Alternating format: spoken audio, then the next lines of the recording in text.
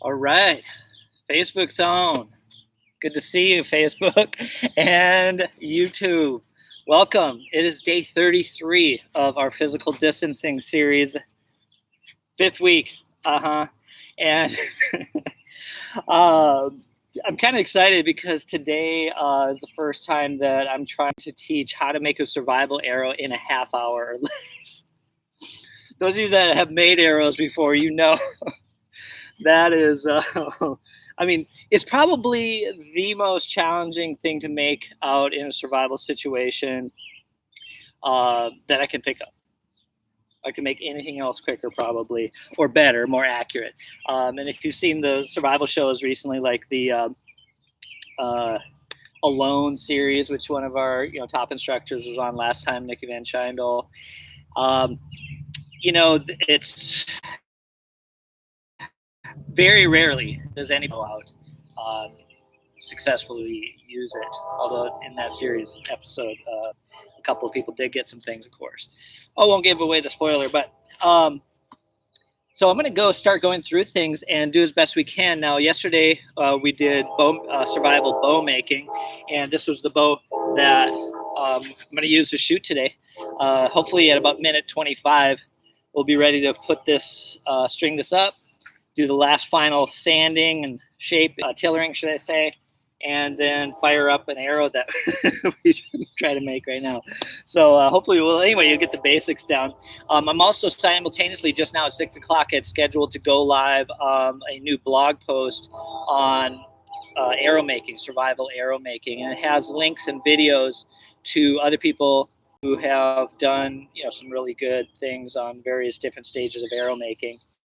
Just as an example, flint knapping, is traditionally to make arrows for arrowheads for arrows, and some people just specialize in that. That is their thing. I mean, it's a lifelong pursuit to get really good at that. And so, can you imagine all the different? And we're gonna try to fletch and everything today. So, hey, Kimber, by the way, we need I need a chicken feather. Yeah.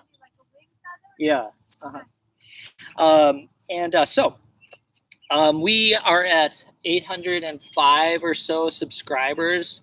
Right now we need 1,000, so another 195. Hopefully by next Wednesday is when we want to launch the Wolf Journey Earth Conservation courses. Everyday study experience for those that are staying at home during this time. We're going to have it all complimentary and free on our website at wolfcollege.com. Starting with the neighborhood naturalist curriculum and then going to the wildlife tracker for still social distancing, or should I say either that or the traditional herbalist, and then the survival scout, and then the sustainable citizen and environmental educators, our entire policy manual, basically, to how to start and run an earth skills school. Hopefully we won't be staying at home by that time. That's needed. So anyway, but we're going to still try to unveil it over the next year, maybe once a week instead of one every day after the social distancing era ends. Or maybe as it goes back on and off over the course of this year and a half till a vaccine is developed. We'll see. Oh, we've got some, we've got some broadcasts from our phones, which is much higher quality. We don't need to be connected to Wi-Fi. They have a rule. So that's what they need. All right. And then if you still have funds and money right now, please click on the donation link in the text to help keep our spring employees on the payroll. While we wait to see if we can run summer camps, and hopefully all will be good by then. So, and help your local community with ordering takeout and your health workers and everybody that's taking care of everyone right now. All right, so I'm going to. Here's the new blog post. So you can go to wolfcollege.com and look at the most recent blog post. And it'll be the arrow making instruction. Number one, harvesting the wood. Again, just like I mentioned yesterday, this is my favorite aspect. I just love, some people are like, well, to do wilderness survival or emergency survival, you just need to be prepared and go out there with everything you need, your shelter and that kind of thing. And that is absolutely true. However, if you know your environment, then if you forgot anything, you can find what you need. And that's what tracking is. You are aware of everything and you can go find it. And that's my favorite thing to do. And so I'm going to show you just around the edges of our yard some of the materials that I found that are okay for making arrows. Again, the most important thing is to know what not to get. So basically just go and grab a branch and bend it. And if it bends like super easily, like willow, obviously that's not going to work. Maybe there's some willow, there's thousands, probably hundreds at least, of willow species around the world, if not thousands. And I'm sure there's one that works, but who knows? So one of them that does work pretty nicely for us in this area is hazelnut. Now, we've mentioned hazelnut 3 or 4 or 5 times over the course of this series since we started on March 16th. It's our, when we were doing natural toilet paper, it's our number 2 best one. It's so soft, the leaves. So nice. I'm going to save all of these because this is a hot commodity right now, even though they're just coming out. Of course, it's our only nut in this area that's available in survival situation, really, without having to process it much this far north. And now these are, if this were totally seasoned, this one right here is only ½ inch thick at the most. If this were totally seasoned, meaning if you were making arrows, not just for survival situation, but, really making nice arrows, you could straighten this out and it'd be thick enough probably to do an arrow. But survival situation, I just went out and grabbed it and cut it quick. This is not going to be strong enough. And of course it's green, and so it's particularly flexible. And so, but there are some, that's really flexible. I'm not going to be able to do that. Now, I did find on the exact same hazelnut shrub that was naturally pre-seasoned. Oh, yeah. And in a survival situation, now you have to have something that's light enough for your bow to, throw, but strong enough to where it won't just shatter. This one is actually not too bad. You want to have the thick end or the heavy end going toward the target, because whatever is heaviest is going to be forward. That's why the arrowhead on the end helps your arrow fly straight, because that's the heaviest point. The fletching of the feathers on the back helps it from going like this a lot. It makes it more true. We're going to actually, I think, try to make an arrow out of this one. All right. So that's step 1, finding some material. Let's give this a whirl. All right, step 2 is, and there's a few in that blog post, there's a few other things you want to think about, and links to some videos that help you as well select. Now, you can also cut, before I go on from that, you can also cut out of regular wood. So say you have a cedar. Now these, like kids practice arrows and things like that, they're made of cedar. You buy those in the store. And so that's your classic, wherever you buy practice arrows in the store there. A lot of them are made out of cedar. This is a Western red cedar. Here's what the bark looks like. And this one is not going to work because it has some rot. I'm probably not even going to bother cutting into that one. This one would be pretty nice. Yeah. Seasoned, hard. Not enough time to get into that today, but what some things you want to look at is the grain. Now, if you have, you can't make wooden arrows and shoot it out of a compound bow. You'll just shatter the arrow, and hopefully you're wearing eye protection. Otherwise, you could lose an eye. But if you do get some cedar or other wood that has really tight growth rings, look at that. Pretty close, pretty tight. It's not the tightest, so it's not old growth. But let's see, how about this one? Oh, this second growth cedar, that's not going to be very strong. I'm not going to do that one. Even though I wanted to, because it's about the perfect length, pre-cut. I had just found it laying around. It's about my draw length for an arrow. Oh, well. This is pretty nice. It's got now in cedar, which is nowadays, DNA has shown that redwoods, sequoias, cypress are all in the cedar family, and juniper. And so you might want to experiment and find out with the reddish color heartwood or the white color, yellowish color on these are better. Look at it, has both. So, and it's pretty tight grain, good enough to try. So we might use that one. Here's some other like cedar decking right here. Oh, really wide growth thing's not going to bother with that. And this I had sliced off from making kind of a transition threshold. And it's a piece of oak. And so I may just slice it right here.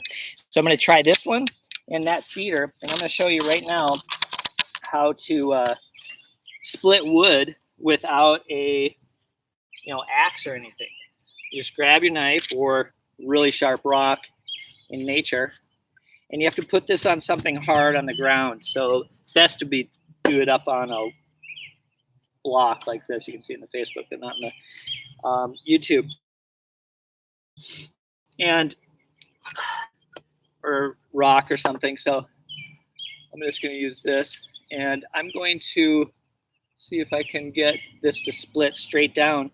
And then you want to get a nice hard bonker.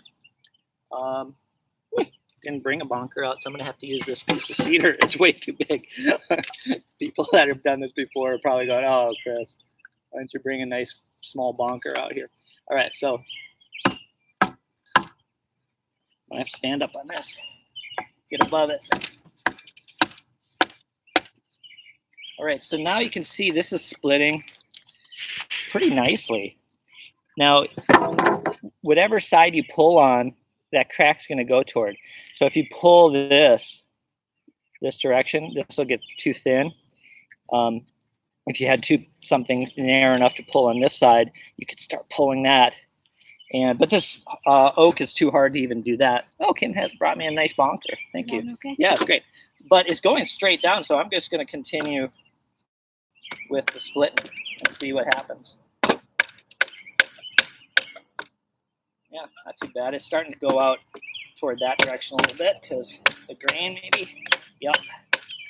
Let's see if this goes down far enough without getting too narrow to create an arrow. A lot of times you just have to keep going until something works. I was really lucky. It split and followed the grain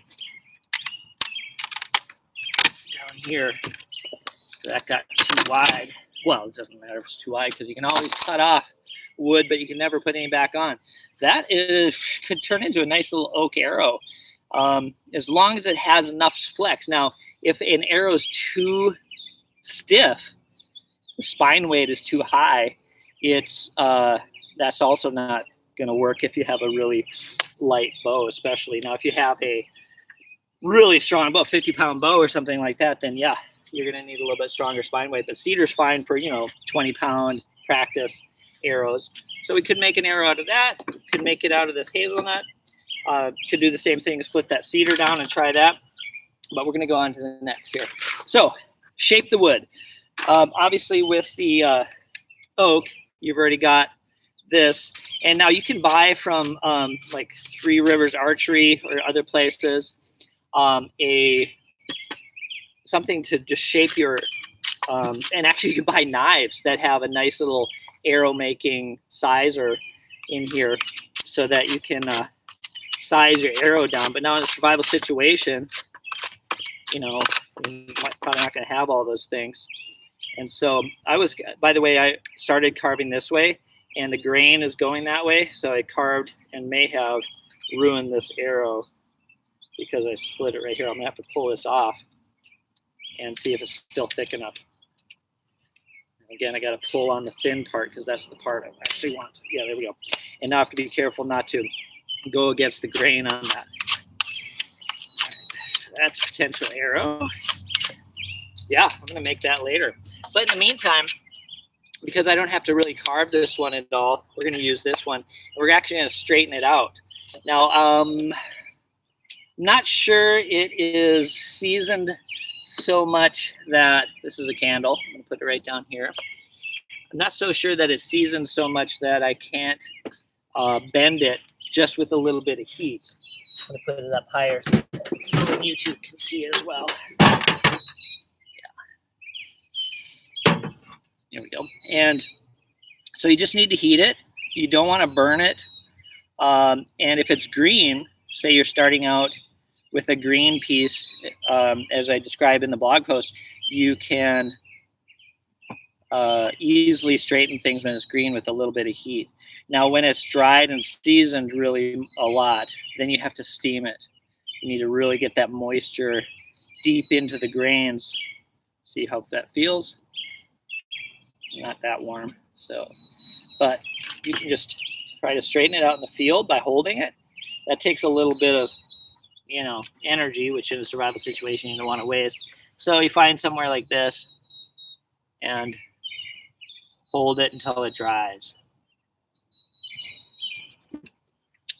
This is at the end right here, bends really close to the end and gets really thick. So I'm just going to cut it off right there. And in the meantime, say I just don't have time to get a much of a arrowhead going. Well, I'm just going to carve this down to a really fine point. And the sad thing about bow and arrow is that unless you have a really good arrow and a really good arrowhead, your arrow's pretty much just going to bounce off whatever you shoot at. You might get lucky with a rabbit, but with rabbits, you might be a lot better off trapping. So, yeah, that's why atlatls are the way to go, because you can really get a lot of thrust and a heavier spear. Basically, atlaters are spear throwers that really helped human society advance.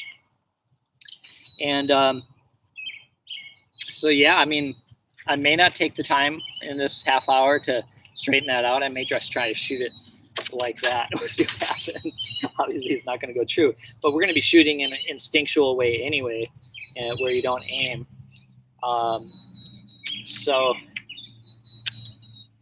may not matter too much. All right, so I'm going to take off all the little knobs. I'm going to go back up here as far as I can. It's pretty good. There's not a lot of big crooks or anything in this. I'm going to go back up as far as I can and cut it off where there's just no way it can be used much for an arrow anymore. There's a bunch of little branches coming off of there. There's an extra turn curve here.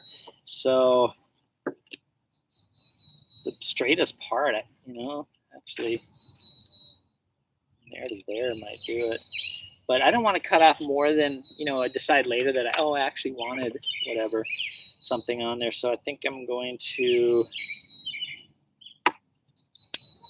might even just do the bend test. Yeah, it's really bending starting right there. So that's why I'm going to take it off.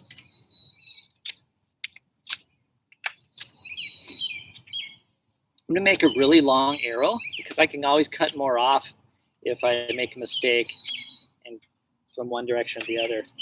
And obviously this is way longer than I would normally have an arrow. It's going to go that way. But I could try shooting it just for fun. All right, so then on the narrow end or the lighter end, you're going to want to put a nock where the string from your bow is going to go into. So carve it flat. And then don't use your knife if you have any other tool to put a nock in, because you're going to cut yourself in a survival situation. That's when you really want to be careful. So could use a little saw like I used yesterday. Try that.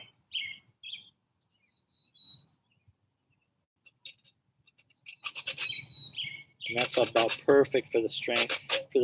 This, or you could use if you don't have a knife or a saw, it's actually safer and sometimes better to use a rock that you've broken than your knife, because a knife, again, will cut you pretty easily if you're aiming towards yourself like this. Yeah, this is actually gouging in there pretty nicely. Might even be good enough right now. Now, if this isn't very strong, I can wrap this a little bit right here. Actually, when you put your fletching or your feathers on here, you're gonna be wrapping this at the back end anyway. And so that keeps when the string is putting a ton of pressure pushing the arrow forward, it keeps it from splitting. The fact that you have so the fletching in a way has a double purpose. Yeah. All right, we're gonna go on to fletching next. see how that goes. Oh, did you get the feather out here, Kimmer? Sorry, where is it? Okay, right. Now you can order from Three Rivers Archery or somewhere locally feather cutters. Look at this, pretty cool. And you can also get feathers from, where'd you get these, Kimmer? Like a art store? Oh, you did? You didn't get this from like one of the craft stores? Okay. Well, you can get feathers from a craft store that are probably chicken, or what kind of feathers do you think? Probably chicken. And they, color them so they're really nice and they're good to practice on. And so you can get this cool handy dandy device from Three Rivers Archery or wherever and cut your feathers to be just perfect. And to, how did you do the splitting? When you split this feather, Kimmer? Perfect job. Well, I'm going to show you the traditional way of cutting a feather. Take your knife and you stab it with the into a piece of wood with the blade away from you. Get it in there real well. And then you take your feathers. Kim got me some really nice feathers from our chickens. Yeah, there's 2 lefts and 2 rights. And so you want to have, choose one or the other, either left or right wing feathers if possible, because you want the arrow to spin the same direction. If you have feathers on there that are going the opposite directions, it won't work really well. And you want to get at least 1 feather onto your arrow, if not 2 or 3, of course, just like if you were buying an arrow pre-made. Now to practice this, what I like to do, we're not going to do it today, but I like to take old arrows that, fletching fell off of and just fix them. Don't throw these arrows out. Use them to practice your arrow making skills. Say the tip breaks off, well, learn how to put on a arrowhead that you fashion, which we'll get to in a minute. Or if a feather falls off, or the knot back here falls off, make your own, carve in your own nock, and just use these as practice. That's what we do in our summer camps, and is just give the participants old arrows that they have to fix up, so they start learning the different aspects of arrow making, of which there are many. Okay, so say I'm going to use these white ones so you can see them a little bit better, and you can look at them, and the smaller end over here on this front side is the front. Back side has more feather, and so those are right. Oh, that one is a right. Okay, and this one's a left. So I'm going to have to use a white and a brown. No, this is good. This is fun. All right, so I'm going to use the white one first. And so on the field, this is pretty much what you got.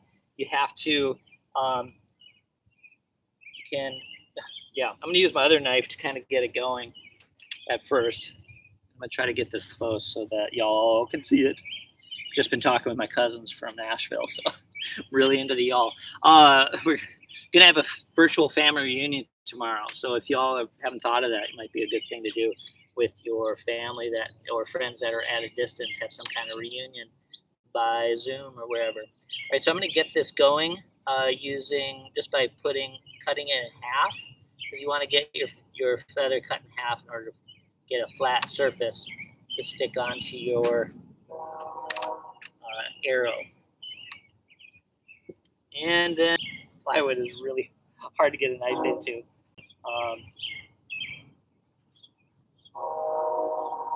And you can kind of go up and down instead of just pushing at it. All right, so I got it going. And same thing on this. You want to pull on the side that looks like is thicker. Always pull on the thicker side. As a matter of fact, you want your to go straight down the center. Yes, you can. Pull on the thick side. No, it's thinning out on the thin side too much.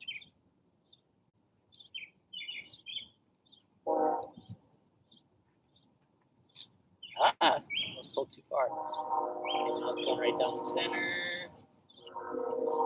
Took me a while to get it back to the center, but going back thin again. Pull on thick. Trust me. It'd be really great to have like a little head cam on right now so you can see what I'm seeing. But yeah, I just have to try it. All right.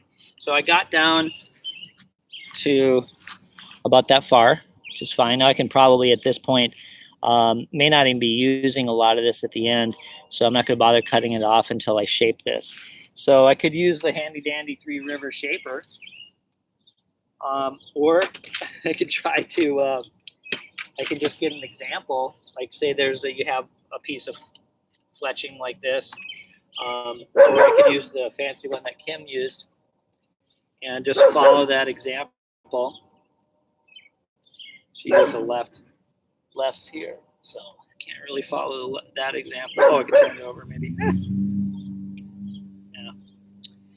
Well, I'm just going to wing it. Now, it would be great to have a scissors at this point, but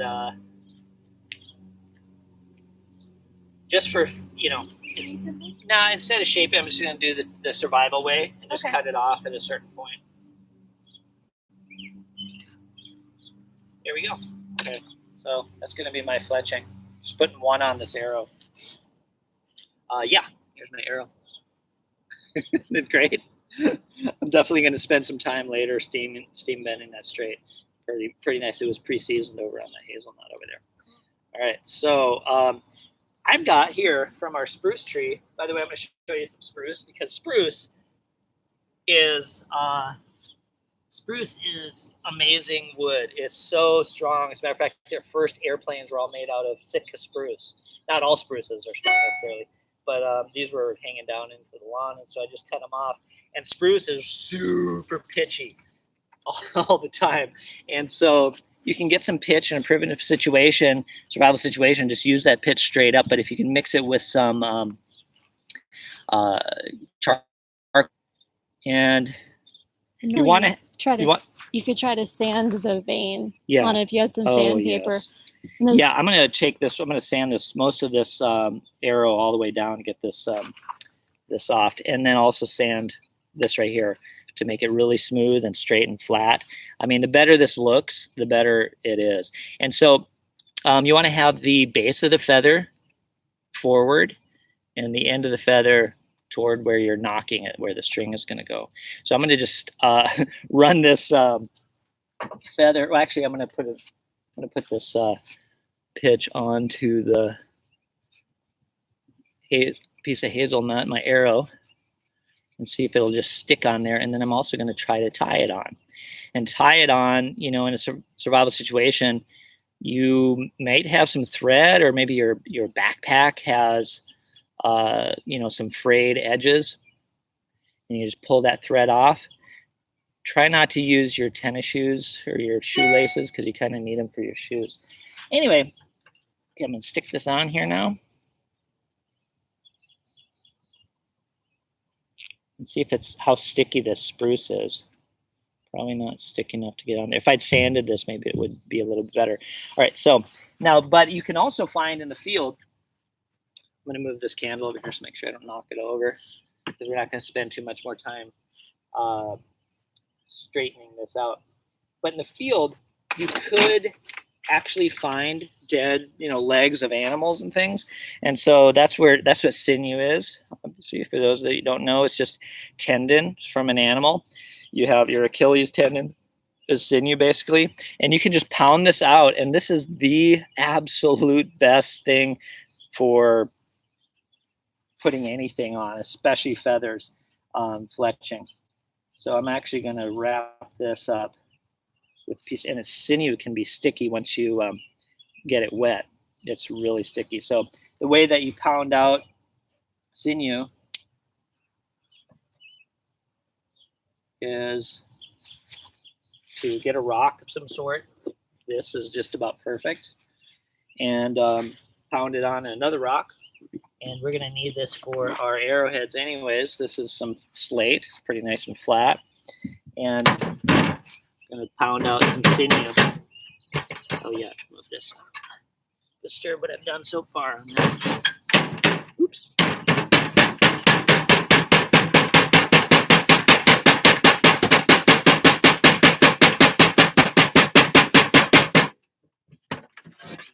Right onto the quieter. Yeah, and also harder. So you can see that this sinew is getting real stringy. And this is so, I mean, you can just, I'm going to do like a really quick, not very thin piece of thread to put this arrow on right now. There we go. The field, you might not want to chew it because you might get some stuff, but you know, this stuff's been sitting around for many months or years. And really good at wet and pliable.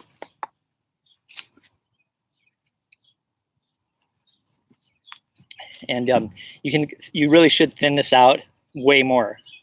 The fact that you can see it really easily from 3 or 4 feet away means that it's not thin enough. But just for quickness, I'm going to put this on like this. And once it starts touching itself, sinew, that's the beauty of sinew, is that you don't even really need to tie it. Only better. Okay. Stick that on there. And actually, I should have moved it down a little more. Yeah, because I want to tie it at the top as well. I'm going to do the same thing. And then the tie at the top will help this arrow, like I mentioned before, from splitting when I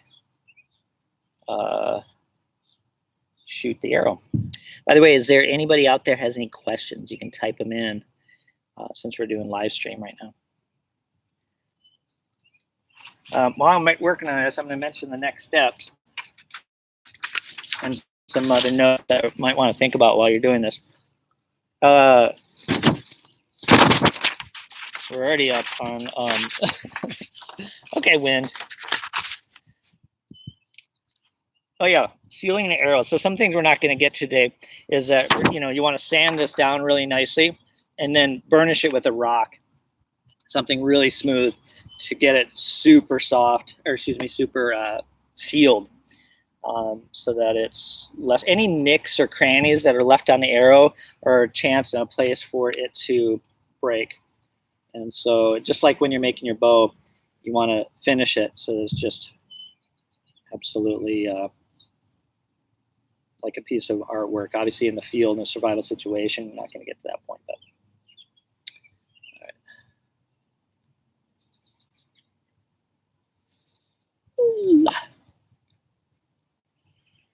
how am I doing on time, y'all? Oh, way past time. Okay. Kimber, we're going to have this one go longer than half an hour. That's for sure. So much for my big goal of trying to finish an arrow in a half hour. Yeah. Oh, my goodness.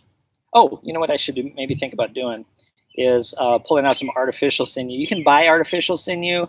However, it does not work half or even as quarter as well as real sinew. And it comes in rolls like this, but it's kind of hard to tie on. It's just sort of wax string is all it is. So get the real thing. Oh, this is some nice string right there. Okay, got some. Ready to roll. All right, so just to save time, I'm going to just put this right through here and tie it on like that. Even though that's, if you're injured in a survival situation, maybe good enough, but probably won't stay on. Oh, I forgot to chew it. Hopefully that pitch, which is getting all over my fingers, which is fine. You know why? Because we discovered how to get it off. That's the power of the internet. Butter gets sap off your fingers. New problem, like it wasn't ever there. It's amazing. All right, so we got a fletching on there, and now an arrowhead. Again, you're not going to probably, unless you really are already practiced, find and be able to nap a really nice arrowhead in the field. But what you can do is find some kind of rock. If you can find slate, which look at how layered that is. Hey, Kimber, are you there? Could you plug in my phone? The battery is right here somewhere. And you can just split this open. Now, most of this work you don't want to do without any eye protection. Of course, when you're in the field, sometimes not so much.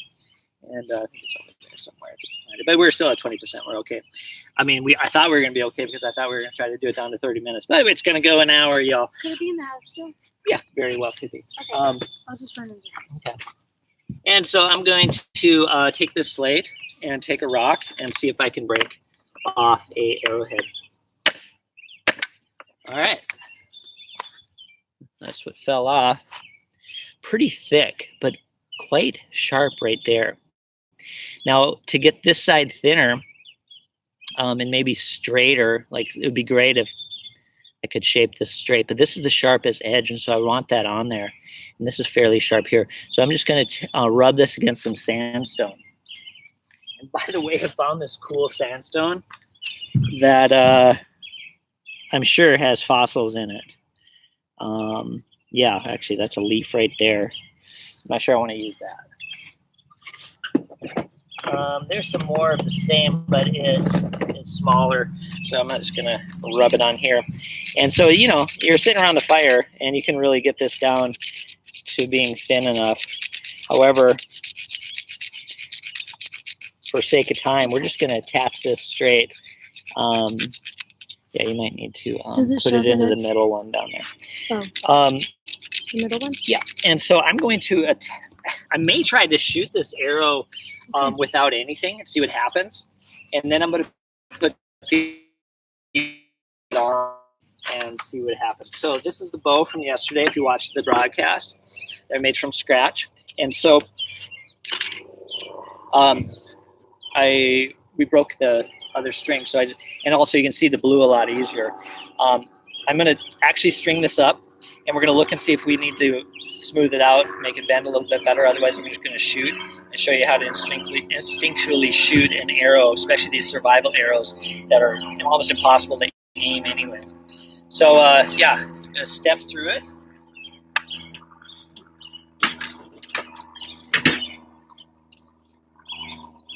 My left foot, put the bottom of my bow against my foot so it's not in the ground.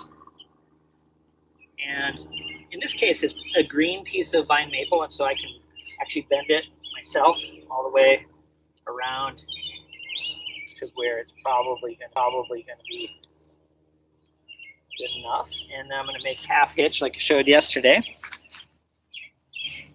which is bringing the end of the string between the bow and this tight string going down. And then it kind of creates a loop right here. And so I'm going to put the string through there and pull up and away from the pressure, the downward pressure that this part of the string has. And I'm going to do it twice. So that's one half hitch. I'm going to do another. When you put it through, have kind of a double loop there so that you can easily pull it out to get the string on and off, because you're going to be putting it on and off and on and off a lot when you're bow making. And I haven't done anything with this bow since yesterday, except for I carved the notches in a little bit better so the string stays on there. You want to have your string about fist plus thumb away from the bow. It's bending a lot right here and not much here. So I'm going to take this opportunity to grab a file or a rasp and thin it out a little bit here where it's not. Whoa, get one that's. Oh, here's one of these guys right here. Go a little faster.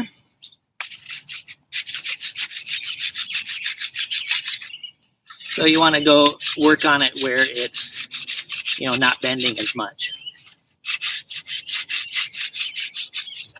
And then I can do that right here as well. And then try to get, and then this, of course, as it seasons over the course of, right now, we're going to use it, survival situation.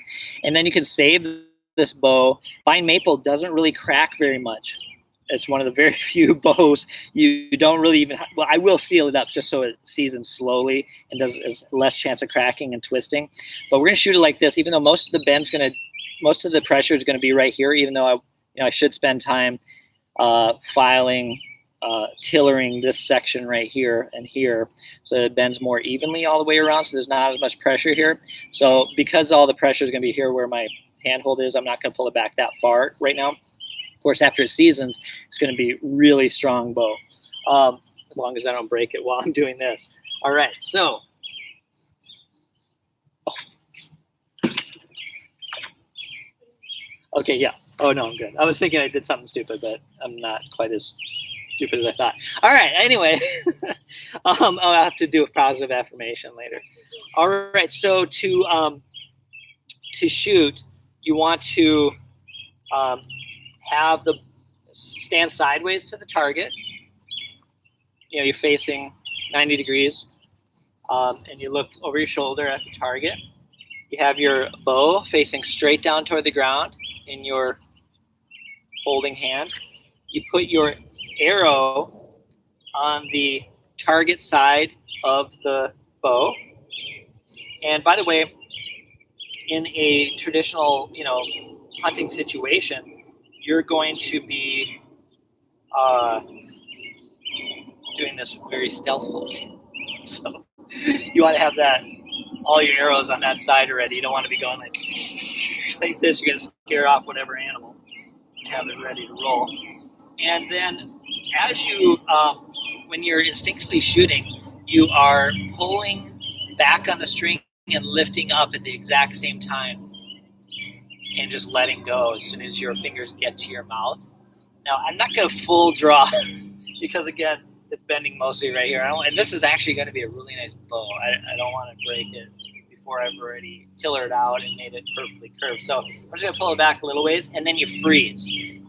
By the way, if I took off that very end right there, probably would go fairly straight. This is an amazing long arrow. All right, but we're going to see what happens without any arrowhead or anything. It's kind of a little experiment here. Into my knock, which I have to get a little deeper because it's falling out of there. And here we go. By the way, don't hold on to the arrow. Just hold on to the string. My two fingers are between, on either side of the arrow. But if you hold on to the arrow, it's probably going to come off of your bow. Right now, it's just resting on the bow and my hand. And so you're just pulling back on the string and letting the string do all the work. Came off the knock. Let me try again. Back here, dog. Yeah, Lily, don't go on the other side. No.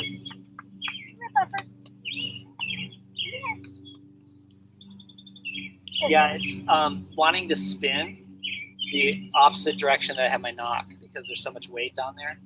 You can't keep it. Yeah, it just keeps wanting to go. I should either balance. I actually have to balance out the arrow or carve in the knock at 90 degrees. Well, you can try it like this. You can see if it doesn't fall out of the knock. I guess I'm going to have to keep it almost like a crossbow in order to keep that arrow in the knock. Oh! Try one more time.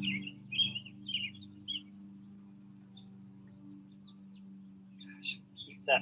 Stay in there.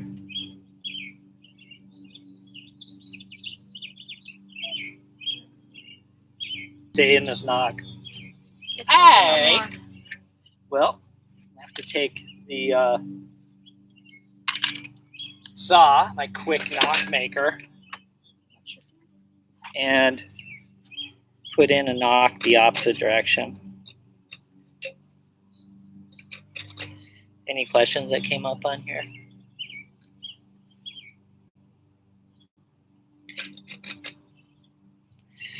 Yeah. So, can you grab the blog post that I put it right there? Yeah.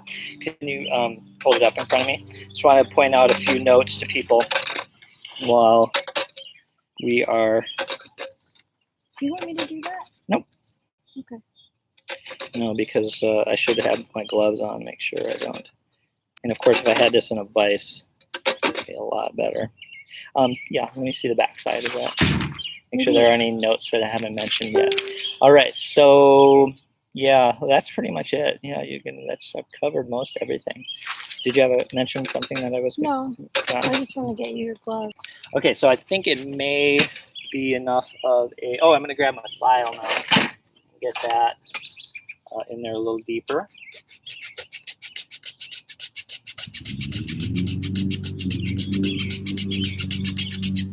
And try shoot. File.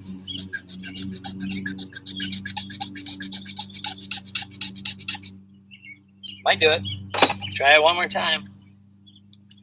Well, everybody, if this does not work, we're going to have to sign off. I'm going to have to work on it.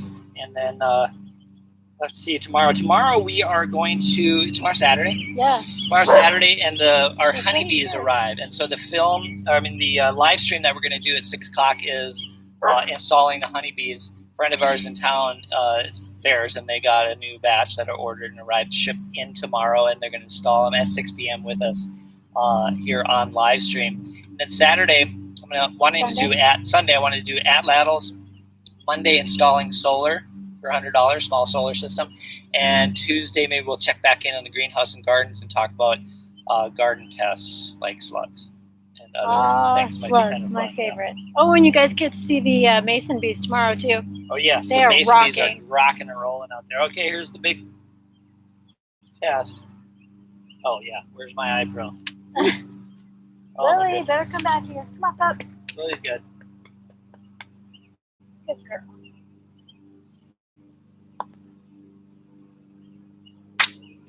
Yeah! Of course, I should end like this, but I didn't want to pull it back all the way.